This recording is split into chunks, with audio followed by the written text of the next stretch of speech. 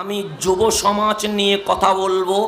সর্বপ্রথম মেসেজ, যুব সমাজ অনৈক্য চাই না, আমরা ঐক্য চাই।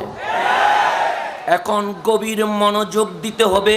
আলা হযরত তাকি কোরআন বলছে জালিকাল কিতাবু লা রাইবা ফি, আল কোরআনে কোনো সন্দেহ নাই। তো কোরআনে যখন সন্দেহ নাই, আমরা আলেমরা ভিন্ন কেন? আমরা মতাদর্শে ভিন্নতা অবলম্বন করি কেন? কোরআন বলছে সন্দেহ নাই। এক দল বলছে রসুল নূর, আরেক দল বলছে রসুল মাটি, এক দল বলছে রসুল জিন্দা, আরেক দল বলছে রসুল মরা, এক দল বলছে রসুল জানে, আরেক দল বলছে রসুল জানে না। আমার কোরআন বলছে কোরআনে কোনো সন্দেহ নাই। যারা বলে রসুল নূর, তাদেরকে জিজ্ঞেস করলাম রসুল নূর কোথায় আছে? তারা বলতে লাগলো কোরআনে আছে। আমি বললাম দলিল কি? তারা বলল কাদ জাআকুম মিনাল্লাহি নূর। যারা বলছে রসুল মাটি, আমি জিজ্ঞেস করলাম দলিল কি? তারা বলল কোরআনে আছে।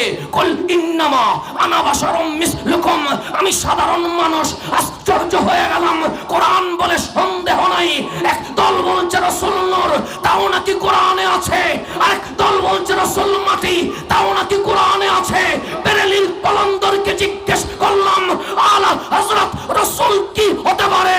আলা হযরত তাক দিয়ে বলে তেরি নসলে পাক মে হে বচ্চা বচ্চা নূর কা, তু হি আইনে নূর সব করানা নূর কা।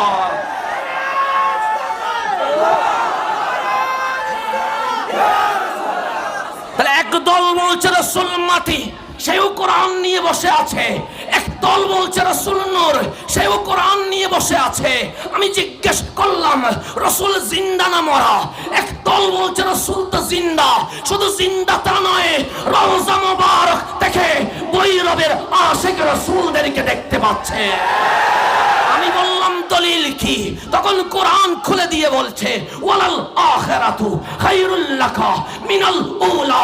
মুস্তাফা আঙ্গুল উঠেছে, চাঁদ দুটুকুর হয়ে গেছে, সূর্য হাত উঠেছে, ডুবা সূর্য উঠে গেছে, কদম উঠেছে, মেরাজ লামাকানে চলে গেছে। মাওলা বলে দুনিয়ার পাওয়ারের চেয়ে মাহবুব রওজার পাওয়ার কোটি গুণ বেড়ে গেছে। আরেক দল বলছে রসুল মরে গেছে। আমি বললাম দলিল কি? তিনিও বলেন কোরআনে আছে।